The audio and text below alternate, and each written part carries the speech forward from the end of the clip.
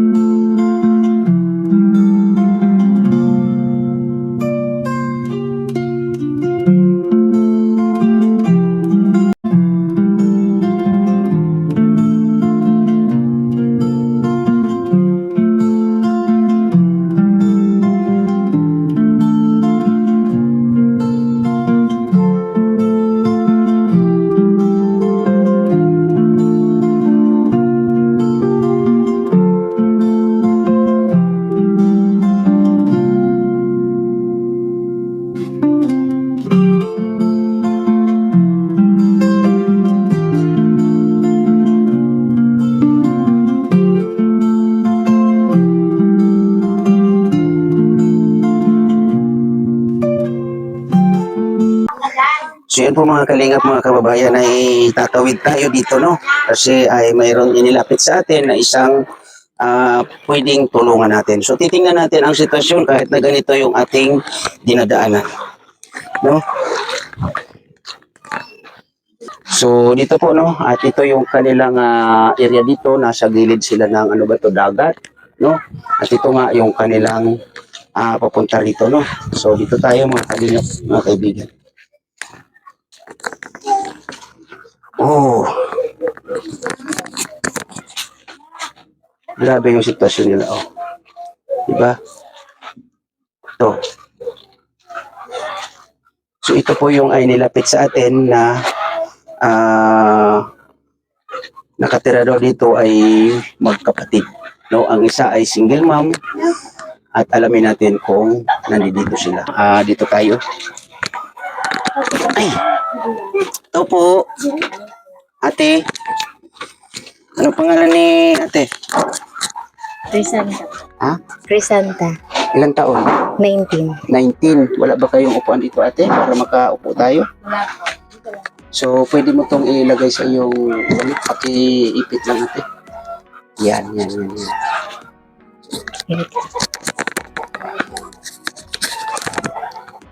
So, ito po ang kanilang tinitirahan mga kalingap, mga kaibigan. Ano?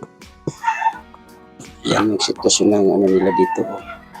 Yan kung makikita natin. Ito oh. Oh. So magkukwentuhan tayo ate, tayo no? Ilan kayo nakatira dito? 6. 6. Oh. Sino ang kasama mo dito? Si kuya po. Kuya mo. Asawa niya. Tapos yung isa po pong anak. Si kuya mo mayroong asawa. Opo. Ilan ang anak nila? 2. So nasan sila ngayon? Nagtatrabaho po. Nagtatrabaho. Anong trabaho nila? Nag-ano lang po sa bigas po. Sa palay po. Yung ano po, yung siguro mga kalingap, ibig niya sabihin yung nagigiling ng palay. Tama ba? Na ang paglabas ay bigas na. Okay. So ilang taon siya ate? Po. Ilang taon ikaw? 19 po. 19 years old. Ang sabi mo may anak ka. So, Asan yung tatay? Wala po. Wala. Bakit? Anong nangyari? Separated po. Separated. Ilang taon ng bata? 8 months. 8 months, bago pa lang. Opo. Anong nangyari? Baka pwedeng malaman ang kwento ate, kung okay lang siya. Ano po, parang hindi pa po handa. Parang isip, isip binata. Isip binata at Opo. isip dalaga. Hindi po. Ganon din sa'yo. Hindi, ready na po. Ready ka na sana, pero siya ay isip binata. Opo, takot lang po sa responsibility. Oh. So, anong ginawa? Wala po, nagkipag-hiwalay po. Hindi, I mean, paano nagawa si Bibi na hindi pa pala handa ang isa? Ang isa ay handa naman. Paano nangyari? Nagkaroon ba ng pilitan? Nagkaroon ba ng ano? Ano ba? Wala po. Siguro nung nalaman na po na gano'n na po, parang umalis na rin. Oo. Taga saan ba siya? Diyan lang po sa sapa. Hindi siya taga rito sa Donsol. Hindi po. Hindi. So, yun po ay pinapawisan si ate, no? Kasi Ay, mainit. may ano ba? May electric pa naman. Okay. So, ito po mga kalinga pa, no? Open yung kanilang bahay talaga.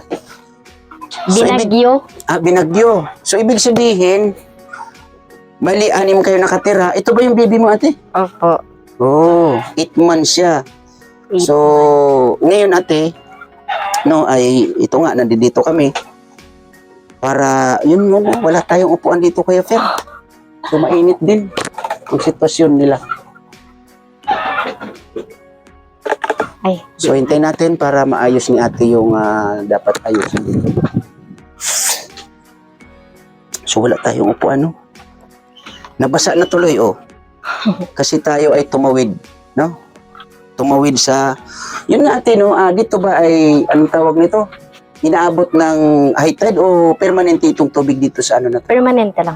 Permanente na ang tubig dito. Hindi na siya as in nawawala. Ay, nawala pag ubas po. Yung maliit ang ano ng dagat. Opo. Oh. Mainit. Sige, dyan ka lang ate. So, ikaw ay bilang isang single mom sa ngayon, ano ang plano mo? Mag-aaral po. Mag-aaral. Ulit.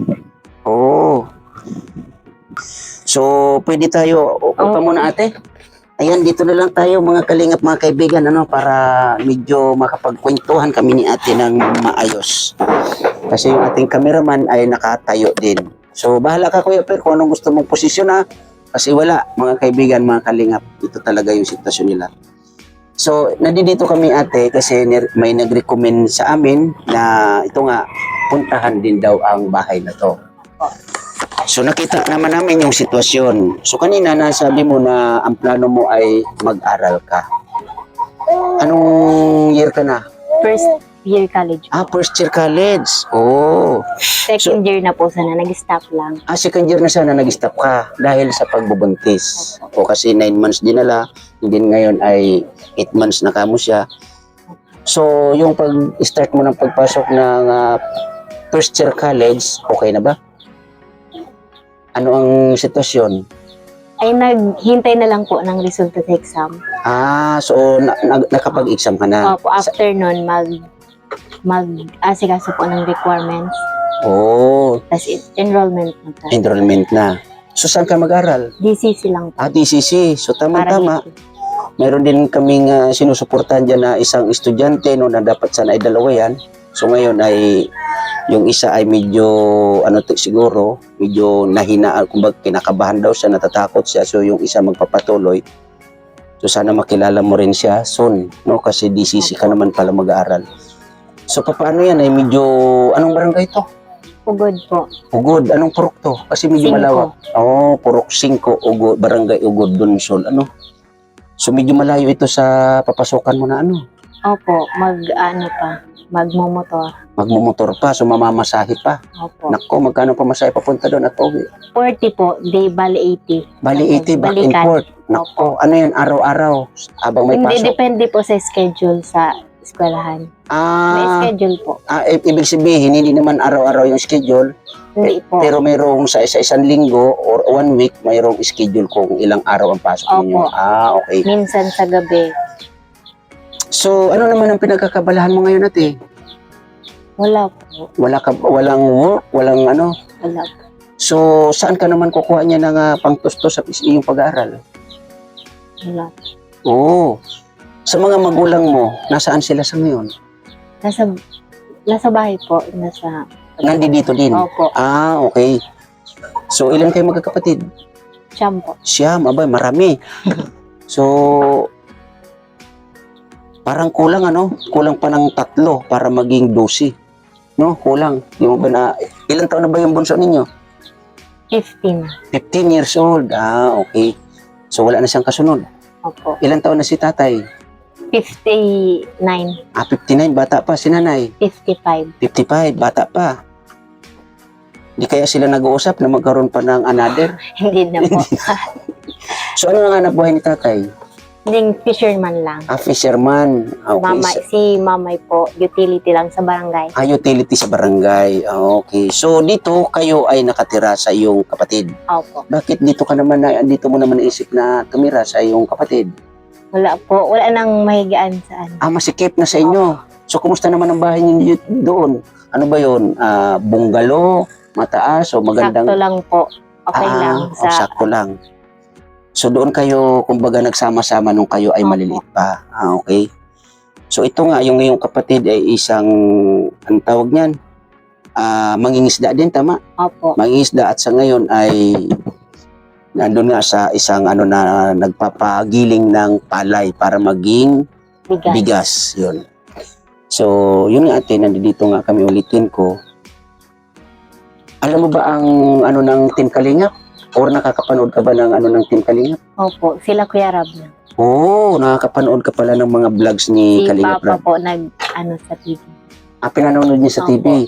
So, Lagi. So, anong mga content na napapanood niyo kay Kalingap Rab? Yung kila Krista po. Krista, Kay Beyonce. Beyonce, Kay Jomar. Tapos sa dun po sa kalab team niya po. si Carla. Opo. Okay. Very good. So, ikaw ba ate nangangarap na maging kabahagi din ng lalong-lalo na sa Kalingap Angels? Opo. Pero ngayon ay medyo may na nga mga Kalingap, mga kaibigan, kasi siya ay may baby na. So, ano ang sitwasyon muli? Ulitin ko ano ang sitwasyon ninyo muli ng iyong naging katipan na tatay nitong iyong anak?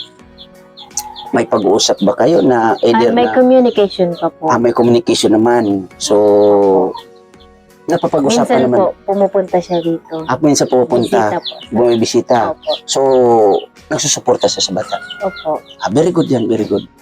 Pero sa iyo nga, ngayon kasi may plano ka na mag-aaral, hindi kayo maka-apekto sa iyong pag-aaral, na baka sakali, hindi naman sa na masundan mo itong si Bibi, kasi sabi mo ay may komunikasyon pa naman kayo ng iyong katipan na to. Ano ba yung tamang status ninyong dalawa? Meron pa ba kayong pag-uusap na either na masundan si Bibi or Wala. Wala. Nag-aral din po siya. Nag-aaral din. So, Third year college. Third year college. So, okay. Opo. So, ikaw, para sa'yo, magpo-focus muna sa Opo. pag-aaral. So, very good yan. So, mayroon ka bang talent, ate? Baka naman may talent ka na dyan. Baka pwedeng mahandugan kami kung ano yung alam mong talent. Meron ba? Meron po, kaso parang hindi po ready. Hindi ka pa ready sa iyong Opo. talent. Ano bang mga talent mo, ate? Sa kanta lang. Sa kanta. Baka naman pwede meron kang dyan. Mahandugan mo kami ng mga ilang awitin. Kung tayo ay matanda na, sana'y di tayo magbago. Kailanman, nasaan may ito ang pangarap ko. Makuha mo pa kayang ako'y hagkan at yakapin. Hanggang sa pagtanda natin, nagtatanong lang sa'yo, ako pa kaya ibigin mo? Kung maputi na ang buhok ko, pagdating ng araw, ang iyong buhok ay puputi na rin. Sabay tayong mangangarap ng nakaraan natin. Ang nakalipas ay babalik natin. Ipapaalala ko sa'yo ang aking pangako na ang pag-ibig ko laging sa'yo. Kahit maputi na ang buhok ko. So, yun nga, maraming salamat, Crisanta, no, kasi nakapaghandog ka ng isang awitin. Sana sa next natin na pag-uusap, may mga maiambag ka pa ng mga ilang awitin, ano, kasi nakita ko na may talent ka about sa singing, ano. So, ulitin ko, para sa'yo, ano yung pinaka-importante, lalo ngayon na ikaw ay may anak, no, na nag-iisang anak. At yun nga, yung sa tatay naman ay medyo malayo naman dito. Opo. So, tanungin kita, ang suporta ba sa iyong anak ng kanyang tatay ay sapat ba or hindi? Hindi po. Oo. Pero nagsusuporta naman. Opo. Yung presensya niya, yung ibig sabihin ko, yung siya, nagpapakita naman siya sa bata. So, ano naman ang ano sa inyo ng mga magulang mo? Yung sitwasyon ninyo, ano ang mga pinapayo sa iyo? Nila po. Ng nanay at papa mo sa sitwasyon ninyong magkatipan. Wala naman po. Parang ano lang, kung... Di wala bang sinasabi si papa mo na si mama mo ganito ganyan, ano ba ang estado ninyo? Wala ba silang ipinapayo na mag-focus ka sa pag-aaral kung gusto mo mag-aral? Ay, meron po. Mm-mm. Suporta daw po sila pag nag-aaral. Suporta ang mga magulang mo sa pag-aaral mo. So, sa pag-aaral mo, sa tingin mo naman ba ay kayang masuportahan ng magulang mo? Sa iyong palagay? Hindi po. Lalo Okay. na po sa hanap buhay po. Oo, So, kasi kailangan po talaga pagsikapan. so ikaw ngayon ay ang gusto mo ay pagsikapan kahit na sa palagay mo ay hindi kaya ng magulang mo na as in may bigay ng full support ang iyong pag-aaral. So very good yan, ano? Kasi unang-una may baby ka na ngayon, kaya kailangan mong isipin ang iyong anak at importante dito maabot mo ang iyong pangarap. Pero ano nga pala ang pangarap mo? Ngayon ay college ka na, ano yung course mo? Major po, sa education. Education. Oh, so, yun naman ang nagiging uso dito ay education. So, teacher, no? So, yun. Maganda yan kasi teacher, diyan naman sa DCC ay wala naman tuition fee yata, no? Wala po. Pag teacher. Libre po. Okay. So, ang importante na lang, kailangan mo lang naman nandyan ay yung mga gastusin, lalong-lalo na sa pang-araw-araw. Opo. Diba? Kasi sabi mo Mga nga, projects. ganun yes, po. mga project. So, hayaan mo, sana may makapanood sa sitwasyon ninyo, lalo ikaw, na sana mayroong makapanood nga, no, at may makatulong sa iyo. So, maliban dyan, sa iyo, sa pamilya mo, ano yung nakikita mo na kulang? Yung wala sa inyo, or kulang sa inyo, lalong-lalo na sa pamumuhay, sa palagay mo. Dito sa inyo, sa bahay ninyo, ano yung nakikita mo na kulang dito? Kasi dito ka naman kamo nakatira, di ba? Opo. So ano ang nakikita mo na wala dito at kulang dito, lalong-lalo na sa pang-araw-araw? Yung mga needs po, pagkain ganun po. Oo, need pagkain like Bigas po. Bigas, okay. So yun nga, Crisanta, kami ay nasa oras ng scouting ngayon. So siguro, pansamantala ay wala muna akong may abot sa iyo ngayon kasi wala kaming dala ni kahit ano man na. Kasi nag-ikot muna kami pansamantala sa ngayon dahil scouting. Focus muna kami sa scouting. So siguro, hindi naman ako nangangako, pero babalikan namin kayo dito sa next na araw, no? Opo. At sana sa pagbalik namin dito ay nandito ka para naman makapagkwentuhan tayong muli, no? Opo. Lalong-lalo na about sa sitwasyon mo. So sana pag balik namin muli dito ay matagpuan namin yung kapatid ba? Tama? kapatid na siya talaga ang nakatira, sila talaga ang nagmamayari dito, no? So sana makausap din natin para kahit paano ay alam nila yung sitwasyon. So yun po mga kalingap, mga kaibigan sa mga nandito po sa premiere ko, no? Ito nga po ay si Crisanta, isang single mom, no? Nangangarap na mag-aral, may pagpatuloy ang kanyang pag-aaral kasi ay ang kanyang pangarap ay maging gusto ay maging isang teacher. Sana naman po ay kahit paano ay matulungan natin, lalong-lalo na po sa mga pangailangan niya po, no? At ayaan niyo po, susubaybayan natin, antabayan na natin ang kwento ng isang Crisanta na ngayon ay single mom pero kahit paano daw may komunikasyon pa naman sila ng kanyang naging katipan na may nabuo ng isang anak. No, maraming salamat po sa mga nagiging kaantabay, katuwang natin dito sa Donsol at lalong-lalo na po ngayon. Focus na naman tayo sa scouting.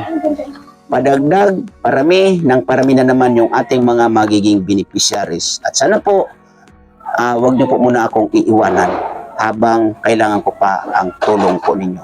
Pero pag nakikita naman po ninyo na okay na yung ating channel, ay yung channel na rin po natin ang tutulong sa mga ganitong sitwasyon. Ano? Kaya ito po, pinapakilala ko muli sa inyo, si Crisanta, 19 years old, may anak na isa, at gustong makapagpatuloy ng kanyang pag-aaral, no? Kaya yun, may papayo ko lang sa iyo, Crisanta, tuloy-tuloy ka lang sa iyong pangarap. Oo nga, may anak ka na, isa yan sa magiging Inspirasyon. yes, tama, inspirasyon mo para may pagpatuloy ang pag-aaral at makamit ang iyong pangarap na maging isang teacher, diba? So ganun lang, Crisanta, huwag ka mag-alala, sa next na pagbalik namin dito, hopefully ay magkakwentuhan tayong muli, no? Opo. At sana hindi ito ang una at huli natin pagkukwentuhan, no? Sana yun nga, no, mga kalingap, mga kaibigan, kasi yung ibang vlog natin merong umaayaw, merong nakukuha ng iba siguro. So tuloy-tuloy yung ating scouting, kaya nandito tayo muli. Kaya mga kalingap, mga kaibigan, sa mga nagiging kagapay natin muli dito sa Donsol, maraming salamat po sa inyo. At lalong-lalo na sa mga pabahay po natin dito, sa mga nagiging katuwang natin, maraming salamat po sa inyo. Abangan nyo po ang mga susunod natin ng mga vlogs at bagong scout dito sa Donsol. Muli, maraming salamat sa lahat, lalo-lalo na Kuya Bal Santos Matubang at Ina Vlogs Kalingap Rab. At sa lahat, thank you na marami and God bless po sa lahat. Bye-bye!